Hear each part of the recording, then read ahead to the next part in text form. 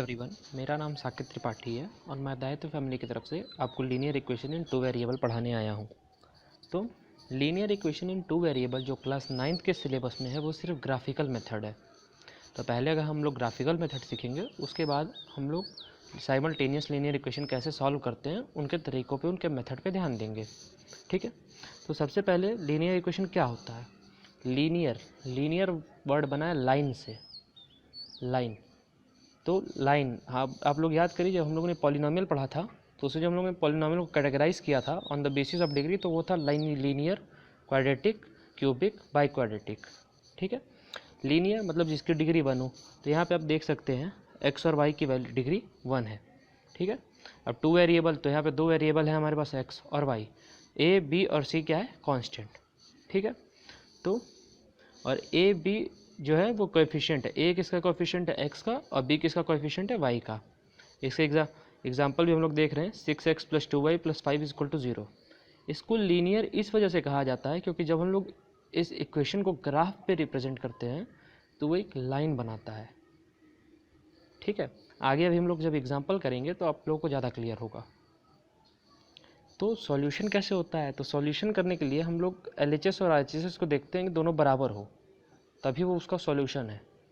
जैसे कि अगर मैं कहता हूँ कि इस इक्वेशन में 6x + 2y = 0 में अगर हम x की और y की एक वैल्यू रखें जिसकी वजह से LHS और RHS दोनों सेटिस्फाई होता है, तो वो x और वो पर्टिकुलर y इसका एक सॉल्यूशन हो जाएगा।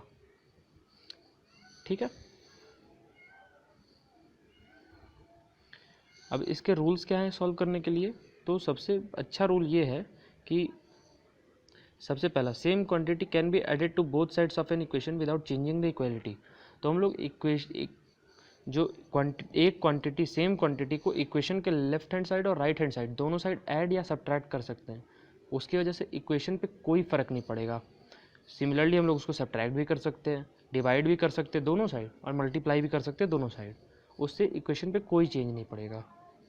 ठीक है, अब जैसे हम लोग एक देखते हैं एग्जांपल, जैसे इस हिसाब से, जैसे हम लोग x और y अगर पुट करते हैं तो इस हिसाब से हम लोग एक लाइन पे बहुत सारे उसके सॉल्यूशन फाइंड कर सकते हैं, फ्रॉम -∞ टू +∞। ठीक है, जैसे कि यहाँ पे एक एग्जांपल है 2x + 3y = 12। ठीक है, तो इसके बहुत सारे सॉल्यूशन हो सकते हैं। जैसे अगर हम लोग कहते हैं x = -5, तो हम लोग को एक y की वैल्यू मिलेगी 22/3। ठीक है, तो -5 और 22/3 जो है ये इसका एक सॉल्यूशन हो गया। अगर हम लोग x को 2 मानते हैं, ठीक है, तो y हमारे पास आएगा 8/3। तो 2 और 8/3 भी क्या हो गया, इसका एक सॉल्यूशन हो गया। ठीक है, इस तरह से अगर हम लोग x = 0 भी रखेंगे तो उसके कॉरस्पॉन्डिंग भी एक वैल्यू मिलेगी जो होगी y = 0। नहीं, अगर x = 0 रखेंगे तो y = 4 मिलेगी। ठीक है, तो 0, 4 भी एक सॉल्यूशन हो गया।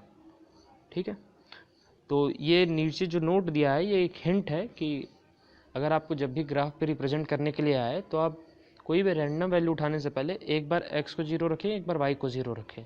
तो उससे क्या होगा, हम लोग को दो वैल्यूज़ मिल जाएंगी। और किसी भी लाइन को ग्राफ पे रिप्रेजेंट करने के लिए हम लोग को मिनिमम 3 पॉइंट्स चाहिए होंगे। आगे हम लोग देखते हैं।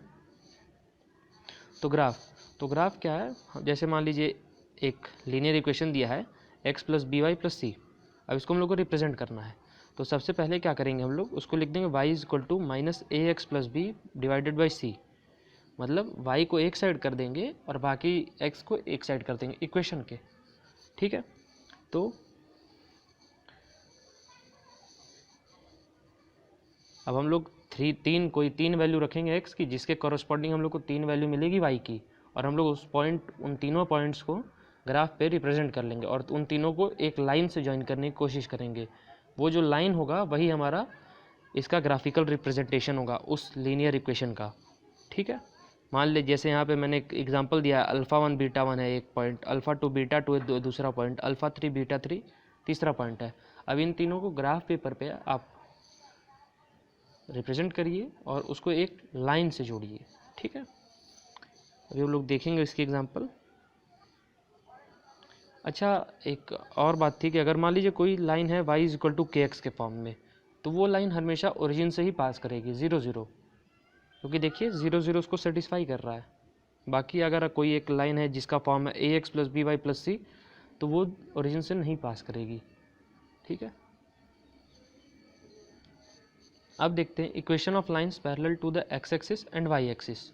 तो अगर कोई लाइन है, अगर कोई एक लीनियर इक्वेशन आपको दिया है, उसमें कोई एक टर्म ही नहीं है, कोई एक वेरिएबल ही नहीं है अगर उसमें, तो उसका मतलब क्या होता है। जैसे कि यहाँ पे है x+1, तो x+1 में y तो नहीं है। अगर मान लीजिए मैं कहता हूँ x+1 = 0 को आप ग्राफ पे रिप्रेजेंट करिए, तो ये तो y पे डिपेंड कर नहीं रहा है। ठीक है, x+1 = 0 y पे डिपेंड नहीं कर रहा है ये लीनियर इक्वेशन। तो इसकी वजह से इसका सॉल्यूशन क्या होगा, x = -1। ठीक है, अब जब इसको हम लोग ग्राफ पे रिप्रेजेंट करेंगे, मान लीजिए ये है हमारा x एक्सिस और ये है हमारा y एक्सिस, तो ये जो होगा x = -1 से पास करेगा। ठीक है, अब मान लीजिए अगर y+1 रहता तो y = -1 से करता। ठीक है, जैसे कि यहाँ पे हमने एक एग्जांपल दिया, आप इसको खुद से ट्राई करिएगा। x - 2 = 0, तो अब इसका क्या होगा सॉल्यूशन, x = 2, तो वो कैसे करेगा, x = 2। ठीक है, ये है x एक्सिस और ये है y एक्सिस। ठीक है,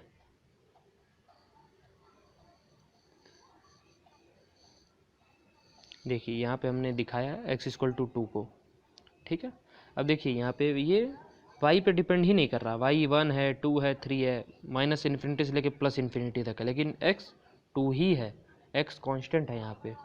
ठीक है, यहाँ पे देख लीजिए, ये एक हिंट था कि अगर कोई लाइन है, अगर x = a है तो वो y एक्सिस के पैरेलल होगा। ठीक है, x = a है अगर, तो वो y एक्सिस के पैरेलल होगा। तो इसी का वाइस वर्सा क्या होगा, अगर कोई लाइन का इक्वेशन है y = a, तो वो x एक्सिस के पैरेलल होगा। ठीक है, अब यहाँ पे एक एग्जांपल हम लोग कंसिडर करते हैं, y = 3x को ग्राफ पे कैसे रिप्रेजेंट करना है। ठीक है, तो y = 3x को ग्राफ में कैसे रिप्रेजेंट करना है, उसके लिए हम लोग तीन वैल्यू लेंगे, या 2 भी ले सकते हैं। ठीक है, इसमें 3 क्यों नहीं लेंगे, क्योंकि तीसरी वैल्यू हमारे पास 0 0 है, तीसरी वैल्यू 0 0 है, y = kx के फॉर्म में है ये। ठीक है, तो इक्वेशन क्या है हमारा, y = 3x, अगर x = 1 पुट करेंगे तो y = 3 आ जाएगा। ठीक है, अगर x = 2 पुट करेंगे तो y = 3 × 2 दैट विल बी 6। तो उसका हम लोग एक टेबल बना लेंगे, यहाँ पे जैसे ऐसे बना है। ठीक है, अब हमारे पॉइंट्स क्या क्या हो जाएंगे, 1 3 और 2 6। ठीक है, और उसको ग्राफ पे रिप्रेजेंट कर लेंगे हम लोग। तो यहाँ पे जैसे देखो कि पॉइंट 1 3 हमारा यहाँ पे आ रहा है, 2 6 यहाँ पे आ रहा है, उसको ऐसे ज्वाइन किया हम लोगों ने लाइन से। ठीक है, और उस लाइन को एक्सटेंड कर दिया। ठीक है,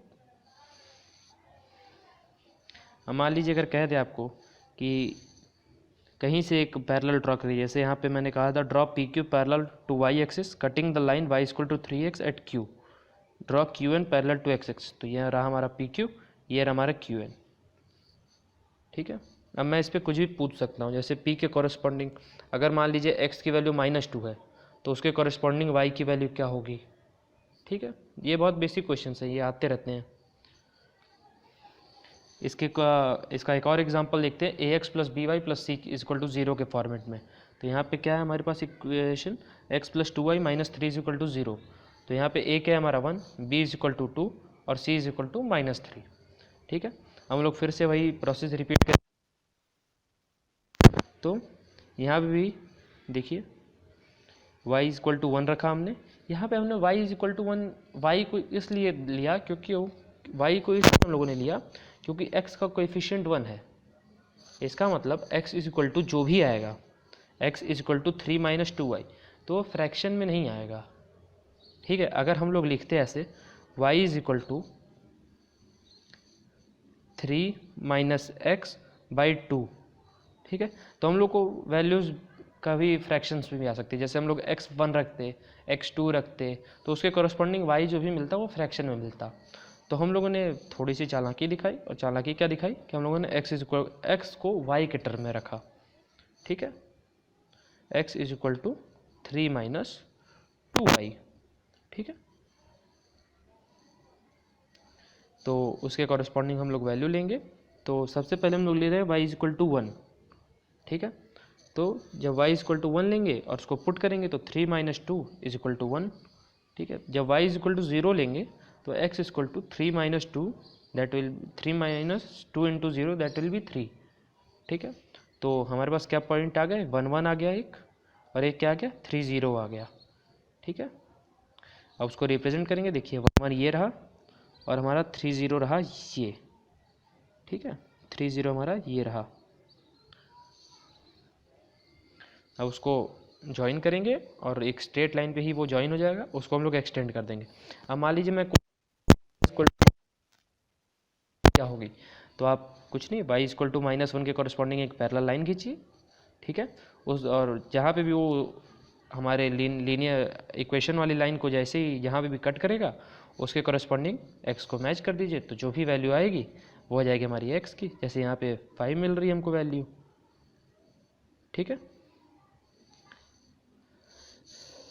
तो यहाँ तक था हमारा क्लास 9th का सिलेबस, काफ़ी आसान था, ठीक है। और आई होप कि बहुत हार्ड नहीं है, और ऐसे ही क्वेश्चन बहुत सिंपल आते हैं। बहुत ज़्यादा अगर एग्जामिनर करता है तो इक्वेशंस थोड़ा इधर उधर करता है, जिसकी वजह से मान लीजिए कभी कभार आपको फ्रैक्शन वैल्यूज़ भी मिल जाए, तो फ्रैक्शन जनरली नहीं आता, क्योंकि एग्जामिनर जानता है कि बच्चे को प्रॉब्लम होगी फ्रैक्शन करने में, ठीक है। क्योंकि फ्रैक्शन आप नहीं रिप्रेजेंट कर सकते ग्राफ पे उतना ईजिली। ये तो मेरे पास कंप्यूटर का डेटा था, इस वजह से मैं कर सकता हूँ, लेकिन अगर आपको एक्चुअल ग्राफ पेपर पे करना पड़ेगा तो बहुत प्रॉब्लम होगी। तो मूव ऑन करते हैं अपने क्लास 10th के सिलेबस पे। तो क्लास 10th का सिलेबस है pair of linear equation in 2 variable. Pair of linear equation मतलब यहाँ पे दो लीनियर इक्वेशंस की बात हो रही है। तो यहाँ आगे बढ़ने से पहले मैं बता दूं कि लीनियर इक्वेशन देखिए, ये भी यहाँ पे भी वही फॉर्मेट कहा गया है, ax प्लस by प्लस सी, ठीक है। यहाँ पे a b c real number हैं, a और b दोनों नॉन ज़ीरो है। नॉन ज़ीरो क्यों है, क्योंकि अगर उनमें से कोई एक भी ज़ीरो हो जाएगा तो वो लीनियर इक्वेशन इन 2 वेरिएबल नहीं रह पाएगा, ठीक है। अगर मान लीजिए b इक्वल टू 0 हो गया तो क्या हो जाएगा, ax plus c equal to 0, x की वैल्यू आपको a 0 होगा, b अब आपको सीधा y की वैल्यू मिल जाएगी, y equal to minus C Y है, C by B, sorry C by B.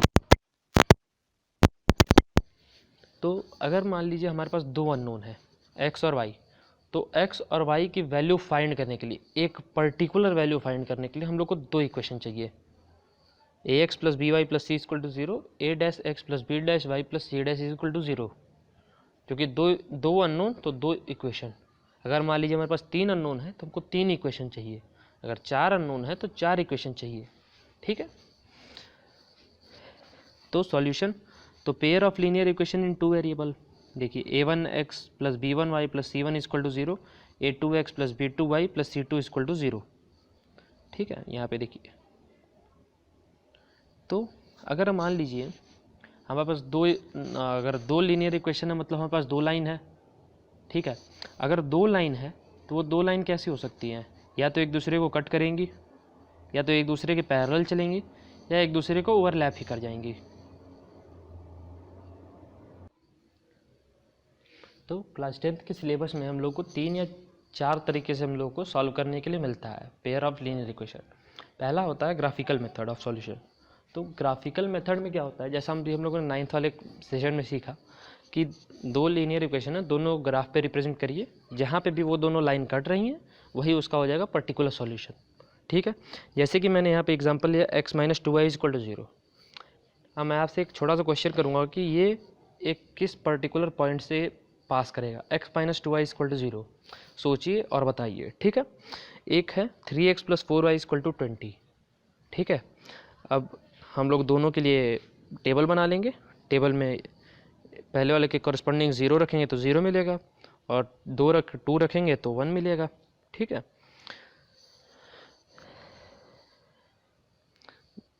अब दूसरे वाले में 3x plus 4y equal to 20 में 0 के कॉरस्पॉन्डिंग 5 मिलेगा, और 20/3 के कॉरस्पॉन्डिंग 0 मिलेगा, और 4 के कॉरस्पॉन्डिंग 2 मिलेगा।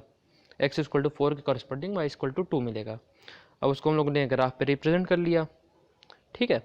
अब जैसे ही हमने ग्राफ पे रिप्रेजेंट किया तो ये लाइन हो गई हमारे पास क्या, 3x plus 4y equal to 20, और ये लाइन होगी x minus 2y equal to 0। अब ये दोनों लाइन कहाँ कट रही हैं, x इक्वल टू 4 और y इक्वल टू 2, मतलब पॉइंट क्या है हमारे पास 4, 2। ठीक है, ये रहा हमारा ओरिजिन जो मैंने क्वेश्चन पूछा था कि x माइनस 2y किस एक पर्टिकुलर से पक्का पास करेगा, वो कौन सा कोऑर्डिनेट है, ओरिजिन। ठीक है, तो ये भी एक तरीका है, लेकिन इससे कभी क्वेश्चन आते नहीं हैं जनरली। सीखना चाहिए, लेकिन क्वेश्चन क्यों नहीं आते, क्वेश्चन इस वजह से नहीं आते क्योंकि ये काफ़ी लेंदी मेथड है। अगर आपको कहीं बहुत, आप मान लीजिए जैसे साइंटिस्ट है, आपको कहीं एक जगह पेपर सॉल्व करना है, रिसर्च पेपर है फॉर से, अब आपको जल्दी जल्दी सॉल्व करना है कहीं पे भी, तो आप इतना लंबा मेथड लेके नहीं बैठेंगे। आप चाहेंगे कि कितना जल्दी वो चीज़ हो जाए मेरे से, क्योंकि आपका एफिशिएंसी इससे घट जा रहा है। ठीक है, आपको सॉल्यूशन तो मिल रहा है लेकिन एफिशिएंसी आपका घट जा रहा है। तो एफिशिएंसी बढ़ाने के लिए हम लोग क्या करेंगे, अगले मेथड पे चलेंगे।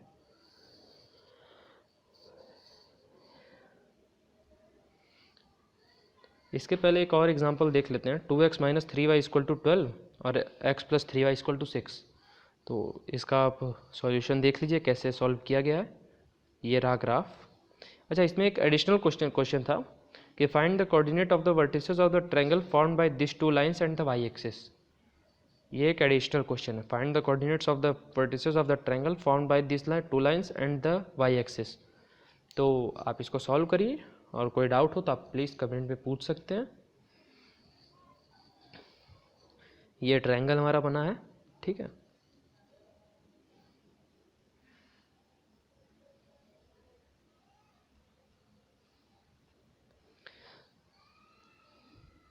अब आते हैं हमारे दूसरे मेथड पे। दूसरा मेथड है हमारा सब्स्टिट्यूशन मेथड। ठीक है, इसमें हम लोग क्या करेंगे, किसी एक लीनियर इक्वेशन में से y is equal to some function of x को उठा के पहले वाले इक्वेशन में रख देंगे डायरेक्टली। तो क्या क्या है इसमें दिया, find the value of one variable से y in terms of the other variable that is x from either equation which ever is convenient. जिसमें भी आपको अच्छा लगे आप उसमें से y को उठा सकते हैं, y को अलग कर लीजिए, x के टर्म्स में लिख लीजिए y को। ठीक है, और फिर उसको सब्स्टिट्यूट कर दीजिए पहले वाले इक्वेशन में। एग्जाम्पल देखते हैं। जैसे यहाँ पे मैंने एग्जाम्पल लिया 2x minus y plus 3 equal to 0 और 3x minus 7y plus 10 equal to 0। ठीक है, तो यहाँ पे देखिए 2x minus y plus 3 is equal to 0, 3x minus 7y plus 10 equal to 0। अब यहाँ से पहले वाले इक्वेशन में से y is equal to 2x plus 3 लिया आपने।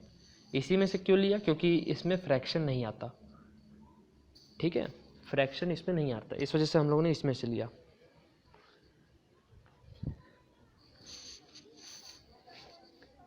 अब उस y को हम लोग सब्स्टिट्यूट कर देंगे सेकंड इक्वेशन में। ठीक है, सेकंड इक्वेशन में जैसे हम लोग सब्स्टिट्यूट करेंगे तो आ जाएगा क्या हमारे पास 3x minus 7 2x plus 3y। यहाँ देखिए y is equal to 2x plus 3 उठाया और सीधा यहाँ पे रख दिया यहाँ पे। ठीक है, तो जब फाइनल हम लोग सॉल्व करेंगे तो पूरा का पूरा एक टर्म हो जाएगा x के टर्म में पूरा इक्वेशन, और फिर हम लोग सीधा x की वैल्यू उठा के रख लेंगे यूज़ कर लेंगे। x इक्वल टू क्या आ गया यहाँ पे -11/7। ठीक है, अब ये जो x इक्वल टू -11/7 था इसको इस इक्वेशन में पुट कर दीजिए, y equal to 2x plus 3, तो आपको y की वैल्यू भी मिल जाएगी, दैट विल बी -1/7। तो आगे बढ़ते हैं एलिमिनेशन मेथड। एलिमिनेशन मेथड में क्या होता है कि हम लोग किसी एक वेरिएबल को एलिमिनेट करते हैं by multiplication and simultaneously addition और सब्ट्रैक्शन। ठीक है, तो आप चाहें तो पॉज करके ये पढ़ सकते हैं, बट मैं आपको सब बता दे रहा हूँ ऐसे ही।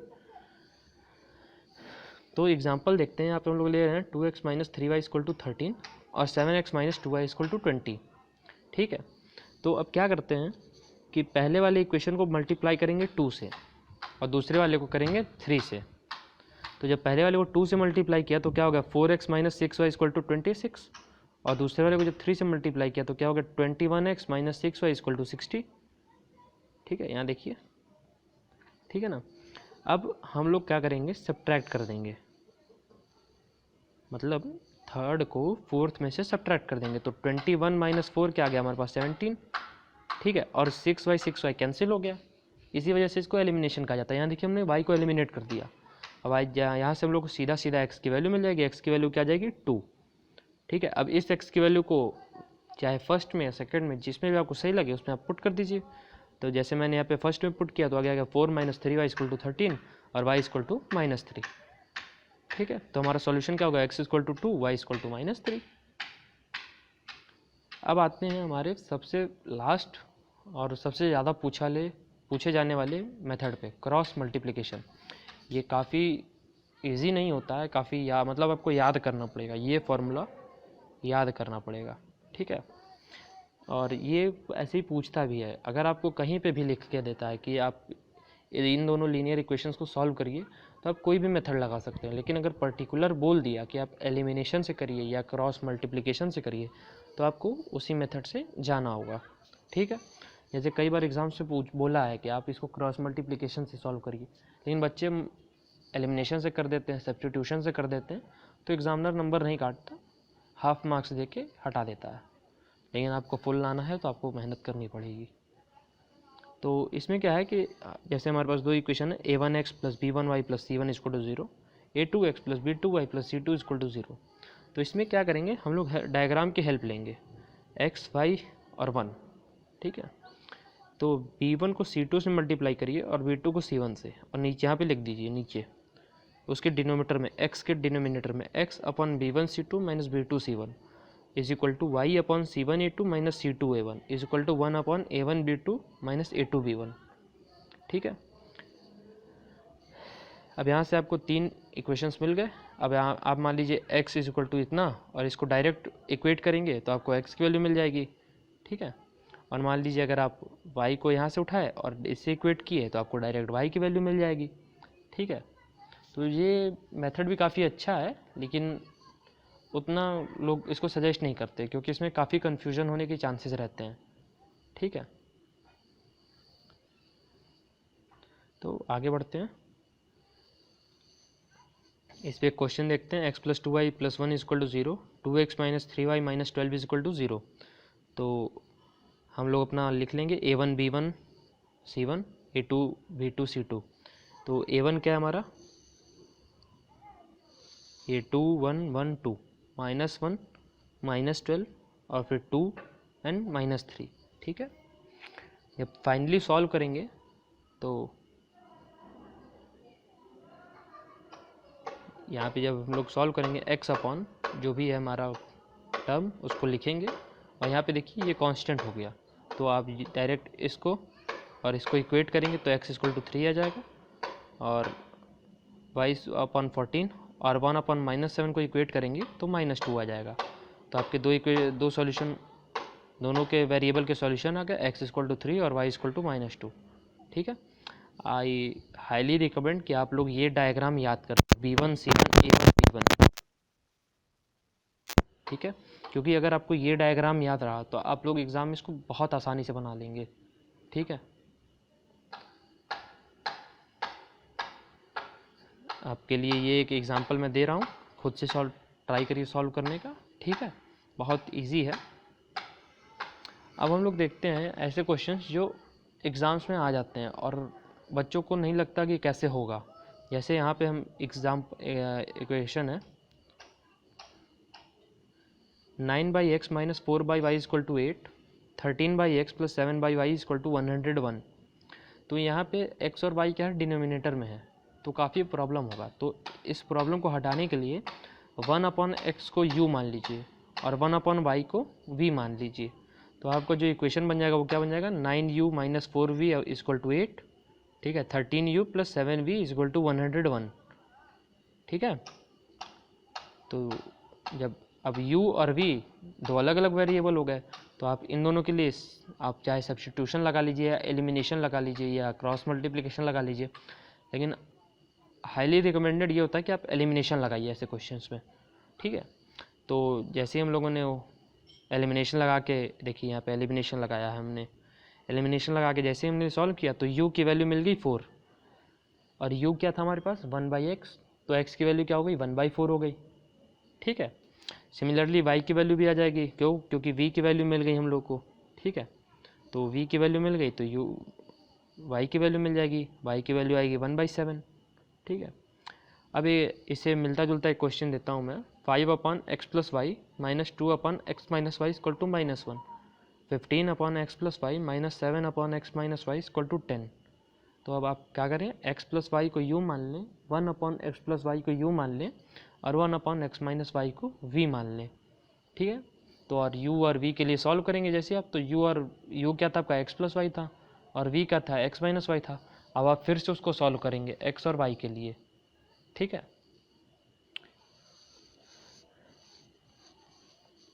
एक और क्वेश्चन देखते हैं हम लोग। ये क्वेश्चन भी आया हुआ है आपके NTSC में काफ़ी बार आया। क्यों आया है, क्योंकि इसमें आप ना एलिमिनेशन लगा सकते हैं ना क्रॉस मल्टीप्लिकेशन लगा सकते हैं। ठीक है, एलिमिनेशन लगा सकते हैं लेकिन एक स्टेप बाद लगाएंगे। वो स्टेप क्या है कि जैसे यहाँ पे देखिए आप, ऐसे क्वेश्चन बहुत गौर करने वाले होते हैं। जैसे 217x plus 113y is equal to 913।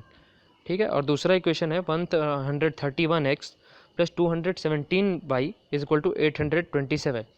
ठीक है, इतने बड़े बड़े नंबर हैं कि अगर आप कहीं मल्टीप्लिकेशन और सब्स्टिट्यूशन करने गए तो काफ़ी ज़्यादा कैलकुलेशन बड़ी हो जाएगी। सॉल्व आप बेशक कर सकते हैं लेकिन कैलकुलेशन बहुत लंबी हो जाएगी। लेकिन यहाँ पे नोट करने वाली बात यह है कि जो यहाँ पे x का कोएफिशिएंट था वो यहाँ पे y का कोएफिशिएंट हो गया। देख रहे हैं ना, कोएफिशिएंट इंटरचेंज हो रहे हैं। जो यहाँ पे y का कोएफिशिएंट था वो यहाँ पे x का कोएफिशिएंट हो गया। तो आप क्या करें कि दोनों लीनियर इक्वेशन को एक बार ऐड कर दें। ठीक है, जैसे ही आप ऐड करेंगे तो आपको एक कॉमन मिल जाएगा 348। ठीक है, जैसे आपको 348 मिल जाएगा तो x plus y is equal to कुछ मिल जाएगा। ठीक है, x plus y is equal to some constant. और सिमिलरली एक बार माइनस कर दें, माइनस कर देंगे। जैसे यहाँ पे जैसे ही माइनस किया तो 86 x minus y equal to 86 आ गया, तो x minus y equal to 1 मिल गया। एग्जामिनर इस हिसाब से ही क्वेश्चन सेट करता है ना कि x प्लस वाई और x माइनस वाई एक अच्छा सा नंबर मिले। ठीक है, अगर आप बोर्ड्स अपीयर करने जा रहे हैं इस साल तो ये पक्का याद रखिए कि एग्जामिनर जब भी क्वेश्चन देता है ऐसे क्वेश्चन देता है जिसकी वैल्यू बहुत अच्छी आएगी। ठीक है, बहुत अच्छी वैल्यू आएंगी। आपको बस वैल्यू देखनी है। अगर आपको कहीं पे भी लगे वैल्यू गलत हो आप एक बार क्रॉस चेक करिए। ठीक है, लेकिन 100 में से 98 टाइम्स वो लोग अच्छी वैल्यू ही रिकमेंड करते हैं। ठीक है, क्योंकि वो आप लोग का नॉलेज चेक करने आता है, कैलकुलेशन नहीं। क्योंकि उनको ही पता है 3 घंटे में अच्छा उतना कैलकुलेशन तो नहीं कर पाएगा। ठीक है, तो यहाँ से x प्लस वाई एक इक्वेशन हो गया, x माइनस वाई एक इक्वेशन हो गया। अब सिमिलरली आप एलिमिनेशन से एक बार y को एलिमिनेट करें, x की वैल्यू मिल जाएगी और x की वैल्यू पुट करके y की वैल्यू मिल जाएगी। ठीक है, तो यहाँ से आपको वैल्यू मिल जाएगी x इक्वल टू 3 और y इक्वल टू 2। एक सिमिलर क्वेश्चन दे रहा हूँ, 71x plus 37y equal to 253, 37x plus 17y equal to 287। ठीक है, यहाँ पे देख लीजिए एकदम सेम है। एक बार ऐड करिए, एक बार माइनस करिए। एक और तरीके का क्वेश्चन है जिसमें मान 3 लीनियर इक्वेशंस हैं और तीनों को इक्वल के माध्यम से वो किया अरेंज किया है। जैसे कि देखिए 6x plus 5y equal to 7x plus 3y plus 1 is equal to 2 bracket x plus 6y minus 1। यहाँ पे 3 है, 6x plus 5y, 7x plus 3y plus 1 और तीसरा है 2 bracket x plus 6y minus 1 bracket 1। ठीक है, अब इन तीनों इक्वेशन को इक्वल के हिस्सा इक्वल किया है। ठीक है, तीनों ही आपस में इक्वल है। तो हम लोग क्या करेंगे, इनमें से एक बार किसी दो को उठाएंगे। यहाँ पे मैंने 6x plus 5y equal to 2 bracket x plus 6y minus 1 को उठाया है। आप चाहें तो 6x plus 5y equal to 7x plus 3y plus 1 को भी ले सकते हैं, कोई प्रॉब्लम नहीं है। ठीक है, तो एक बार इसको लिया और एक बार इन दोनों को लिया। ठीक है, तो उस हिसाब से हम लोग को क्या मिल जाएगा, एक बार ये इक्वेशन मिला 4x minus 7y equal to minus 2 और दूसरी बार में इक्वेशन मिला 5x minus 9y equal to minus 3।